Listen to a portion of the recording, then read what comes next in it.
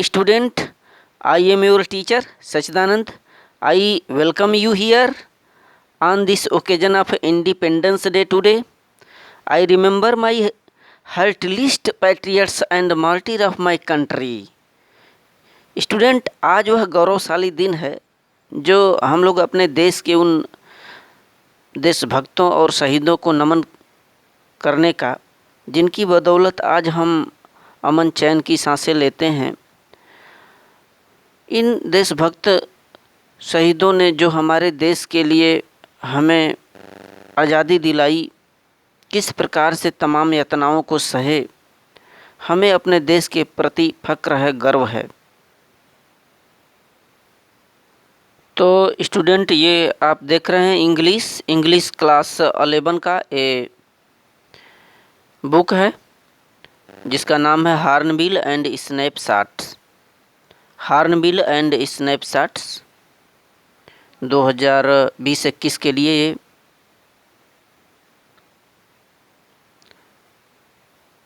NCERT based book है।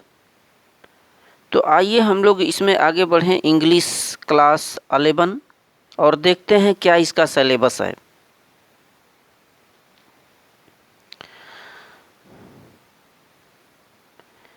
ये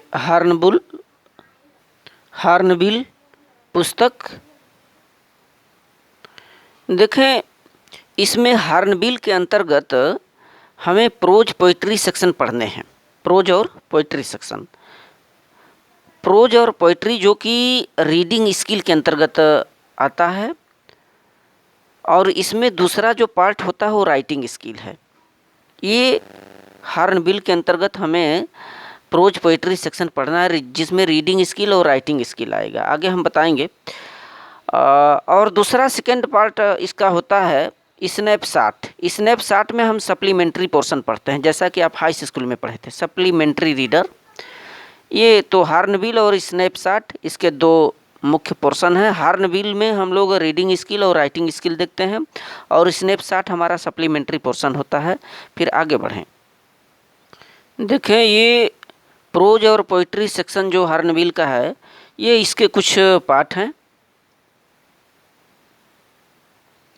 पहला पाठ the portrait of a lady है, portrait of lady, Khushwant Singh का ये पाठ है, रचना है। और इसके बाद ये रीडिंग स्किल के अंतर्गत आता है, और इसके नीचे आप देख रहे हैं राइटिंग स्किल है, ठीक। और लास्ट में है स्नैपशॉट। ये अलग अलग हैं पोर्शन।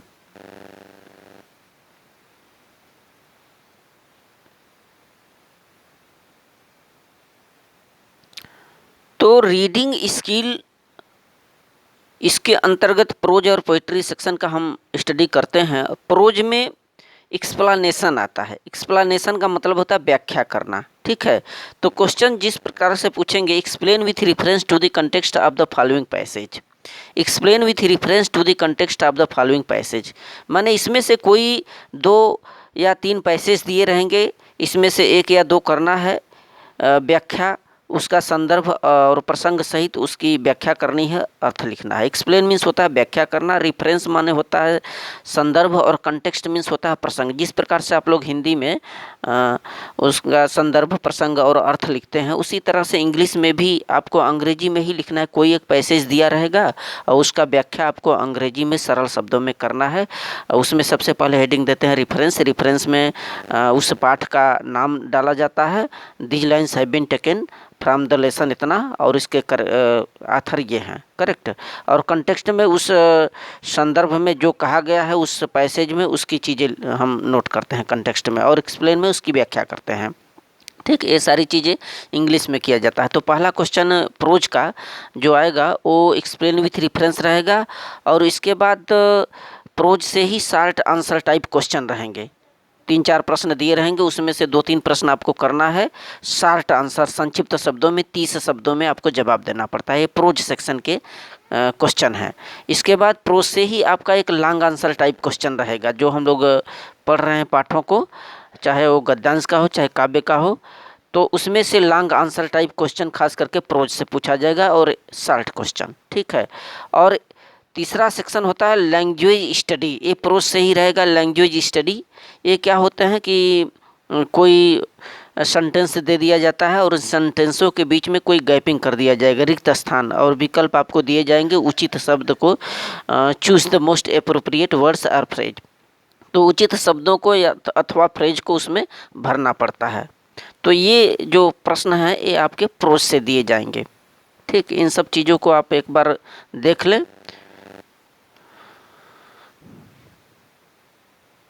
ये चीज़ें आपका रीडिंग स्किल के अंतर्गत आता है, यानी कि हम पढ़ने के अपने कौशल का कैसे विकास करेंगे, उसकी अंडरस्टैंडिंग, उसका ज्ञान, उसका बोध। इसके बाद हमारा आता है पोइट्री सेक्शन। पोइट्री पार्ट में क्या होता है, आपको कोई 2-3 पोएम दे दिए जाएंगे और उसमें से ये बोला जाएगा कि explain with reference to the context of the following stanza. माने नीचे लिखित जो पंक्तियां हैं, स्टेनेजा मीन्स पंक्तियां, पंक्तियों को रिफरेंस और कंटेक्स्ट सहित उसकी एक्सप्लेन माने व्याख्या करिए। जिस प्रकार से आप प्रोज में देखे थे कि वहाँ पर भी रिफरेंस, कंटेक्स्ट यानी संदर्भ और प्रसंग फिर व्याख्या किया जाता है, उसी प्रकार से इंग्लिश में एक कविता दिया रहेगा, उन कविता का भी हमें एक्सप्लेन करना पड़ेगा। करेक्ट। और कविता से यानी पोइट्री से एक आपको सेंट्रल आइडिया करना पड़ेगा, सेंट्रल आइडिया। करेक्ट, माने कविता के जो मूल भाव होते हैं, जैसा कि हाई स्कूल में आप लोगों ने पढ़ा था। और इसके बाद आता है स्नैपशॉट। स्नैपशॉट क्या है, हमारा सप्लीमेंट्री रीडर है। इसमें से आपको शॉर्ट आंसर क्वेश्चन दिए जाएंगे, शॉर्ट टाइप के क्वेश्चन और लॉन्ग टाइप के क्वेश्चन। शॉर्ट क्वेश्चन 30 वर्ड्स में और लॉन्ग टाइप क्वेश्चन 150 वर्ड्स में करने होते हैं।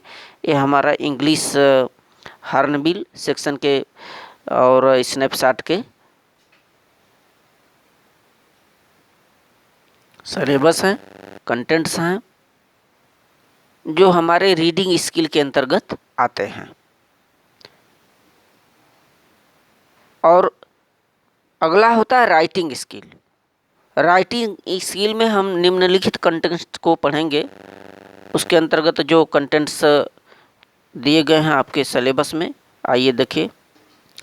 लेखन अभिक्षमता का विकास आप कैसे करेंगे रीडिंग राइटिंग स्किल में।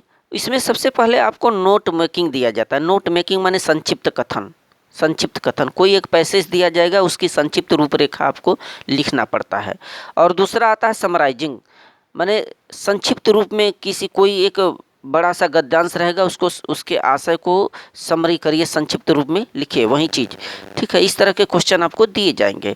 फिर तीसरा होता है सब टाइटलिंग, माने उपशीर्षक लिखना है। कोई आपको पैसेज दे दिए जाएंगे, उसका मेन टाइटल क्या है, मेन आशय क्या है, उसको आपको लिखना है कम शब्दों में, उसको बोलते हैं सब टाइटलिंग। और अगला होता है एसे राइटिंग, निबंध। निबंध आपको दिए जाएंगे कोई न कोई एक एसे। और नेक्स्ट होता है लेटर राइटिंग, पत्र, एप्लीकेशन, जैसा कि पिछले कक्षाओं में आप पढ़े थे। इस तरह से यहाँ भी इंटर लेवल में भी आपको दिए जाएंगे। इसके बाद अगला पोर्शन होता है क्रिएटिव राइटिंग, यानी कि कुछ पैसेज दे दिए जाएंगे गद्यांश, और उसमें से अपने इमेजिनेटिव, अपनी कल्पनाओं के आधार पर कुछ क्वेश्चंस उसमें से पूछे जाएंगे, उसको लिखना है। नेक्स्ट आता है नोटिस, सूचना। देखिए, कोई एक पैसेज दिया जाएगा, गद्यांश दिया जाएगा, उसमें से हमें सूचना छाटनी है, इम्पोर्टेंट सूचना। जैसे कि हम अखबार पत्रों में अपनी सूचना को प्रकाशित करते हैं, यानी कि तमाम जैसे खोए हुए बच्चों के संदर्भ में या खोई हुई वस्तु के संदर्भ में सूचना दिया जाता है, अधिक लोगों तक पहुंचाने का प्रयास होता है, उसको बोलते हैं नोटिस।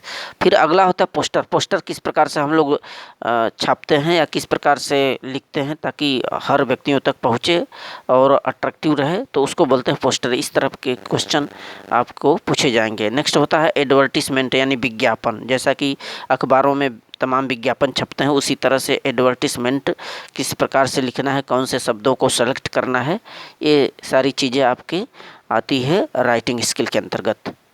तो ये आपके सिलेबस हैं, इसको स्टडी कर लें, देख लें। इसके बाद चैप्टर वार आप लोगों को स्टडी करवाया जाएगा। Thank you.